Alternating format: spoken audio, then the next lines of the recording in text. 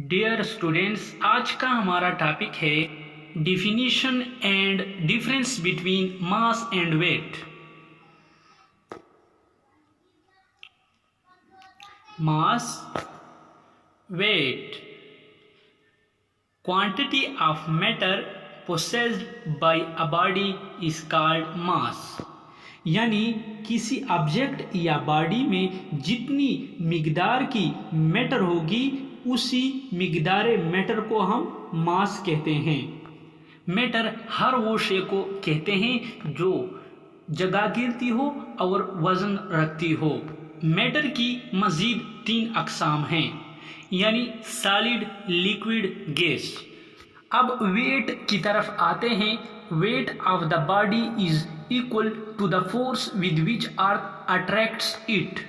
यानी इसका मतलब जब किसी ऑब्जेक्ट या बॉडी को ज़मीन जितनी फोर्स से अपनी तरफ खींचती है, इसी फोर्स को हम वेट कहते हैं। यानी जितनी कम फोर्स से ज़मीन किसी ऑब्जेक्ट या बॉडी को अपनी तरफ खींचती है, उतनी ही कम इस ऑब्जेक्ट या बॉडी का वेट होगा।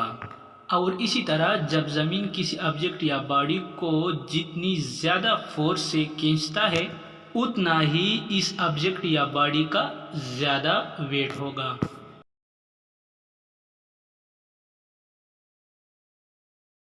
Mass is a scalar quantity, weight is a vector quantity. अगर हम मास और वेट के नेचर ऑफ क्वांटिटी की बात करें तो मास इज अ स्केलर क्वांटिटी, यानी मास को एक्सप्रेस करने के लिए हमें उसकी डायरेक्शन बताने की ज़रूरत नहीं होती। अब वेट की तरफ आते हैं। Weight is a vector quantity. अगर हम वेट की बात करें, वेट एक फोर्स होता है और फोर्स वेक्टर क्वांटिटी है। So weight is also a vector quantity. लेकिन एक बात हमेशा जहन में रखनी है कि वेट की डायरेक्शन हमेशा टुवर्ड्स द अर्थ होगी, यानी सेंटर ऑफ द अर्थ होगी। यानी वेट एक ऐसा वेक्टर क्वांटिटी है जो इसकी डायरेक्शन फिक्स्ड है, यानी सेंटर ऑफ द अर्थ की तरफ डायरेक्शन है। Mass formula is m equal to f और a। weight, its formula is W equal to mg। Second law of motion में हमने पढ़ा है कि F इक्वल टू ma। अगर हम इसी फार्मूला को रीअरेंज करें तो मास की फार्मूला बनती है m इक्वल टू F और a। अगर हम वेट की बात करें तो W equal to mg। W means weight, m means mass of the object, g means gravitational acceleration।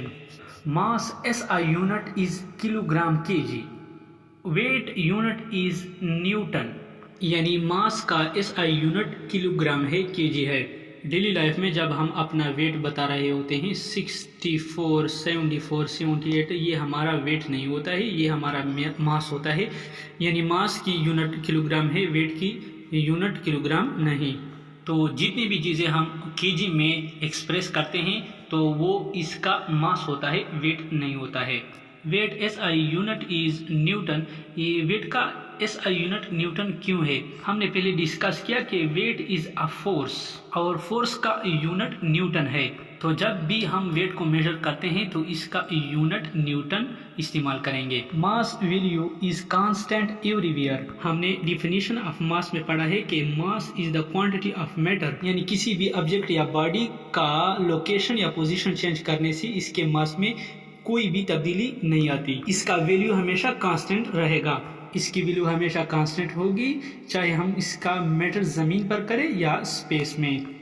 अब वेट की तरफ आते हैं। Weight value is varies it depending upon the value of g। हमने वेट की फार्मूला में पढ़ा कि W इक्वल टू mg, यानी वेट डिपेंड करता है g पर, ग्रेविटेशनल एक्सेलरेशन पर। यानी जैसे जैसे हम ज़मीन से ऊपर हाइट की तरफ जाएंगे g की वैल्यू कम होती जाएगी और इसी तरह इसकी निस्बत वेट भी कम होता जाएगा। फॉर एग्जांपल, अगर किसी ऑब्जेक्ट या बॉडी का वेट हम ज़मीन की सतह पर मेजर करते हैं और इसी ऑब्जेक्ट या बॉडी का वेट हम किसी पहाड़ की सतह पर मेजर करते हैं तो इसके वेट में हमें साफ फर्क नज़र आएगा। Mass value is measured by a beam balance, जिसको हम डेली लाइफ में तराजू कहते हैं। आजकल के मार्केट में डिजिटल बैलेंस होते हैं, बीम बैलेंस होते हैं। Weight is measured by a spring balance. इसके नीचे की सतह में जो हुक होता है इसमें किसी ऑब्जेक्ट या बॉडी को रखते हैं और इसके ऊपर की सतह में एक स्केल होता है जो वेट की वैल्यू बता देता है।